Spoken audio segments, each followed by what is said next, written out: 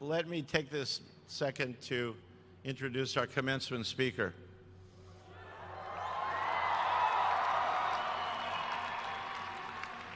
It truly is a privilege to have Elon Musk join us today.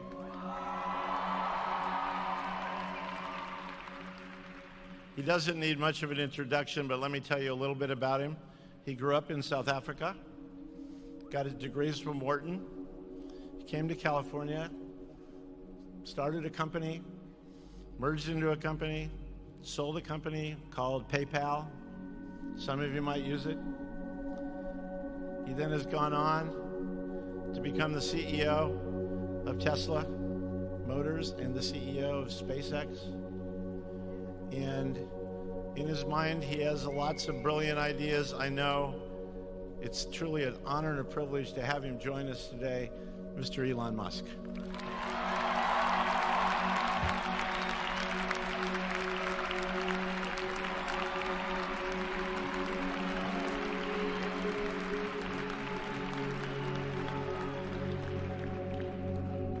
All right, thank you. So I've got about apparently 5 or 6 minutes to say the most useful things I can think of. I'm going to do my best. It was suggested that I distill things down to three items. I think I'll go with 4. And I'll try. I think these are pretty important points. Some of them are going to sound like, well, you've heard it before, but it's worth re-emphasizing. I think the first is you need to work, depending on how well you want to do, particularly if you're starting a company, you need to work super hard. So what does super hard mean? Well, when my brother and I were starting our first company, instead of getting an apartment, we just rented a small office and we slept on the couch. And we showered at the YMCA, and we're so hard up we had just one computer. So the website was up during the day, and I was coding at night, 7 days a week, all the time. And I sort of briefly had a girlfriend in that period, and in order to be with me, she had to sleep in the office. So work hard, every waking hour. That's the thing I would say particularly if you're starting a company. And I mean, if you do simple math, say okay, if somebody else is working 50 hours and you're working 100, you'll get twice as much done in the course of a year as the other company. The other thing I'd say is that if you're creating a company or if you're joining a company, the most important thing is to attract great people. So either join a group that's amazing that you really respect, or if you're building a company, you've got to gather great people. I mean, all a company is a group of people that have gathered together to create a product or service. And so depending upon how talented and hardworking that group is, and the degree to which they're focused cohesively in a good direction, that will determine the success of the company. So do everything you can to gather great people if you're creating a company.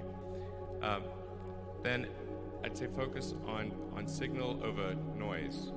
A lot of companies get confused. They spend money on things that don't actually make the product better.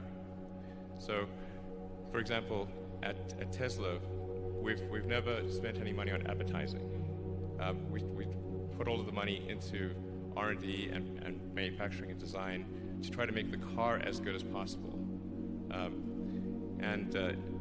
think that's the way to go. So for any given company, just keep thinking about, are these efforts that people are expending, are they resulting in a better product or service? And if they're not, stop those efforts. And then the final thing is to sort of don't just follow the trend. So you may have heard me say that it's good to think in terms of the physics approach of first principles, which is, rather than reasoning by analogy, you boil things down to the most fundamental truths you can imagine, and you reason up from there. And this is a good way to figure out if something really makes sense, or if it's just what everybody else is doing. It's hard to think that way. You can't think that way about everything. It takes a lot of effort. But if you're trying to do something new, it's the best way to think.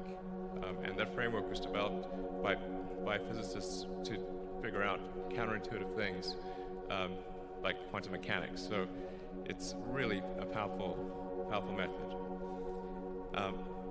Anyway, so that's, and then I think the final thing I would encourage you to do is, now is the time to take risk. You don't have, you don't have kids. Your obligation. Well, sorry. Probably don't have kids.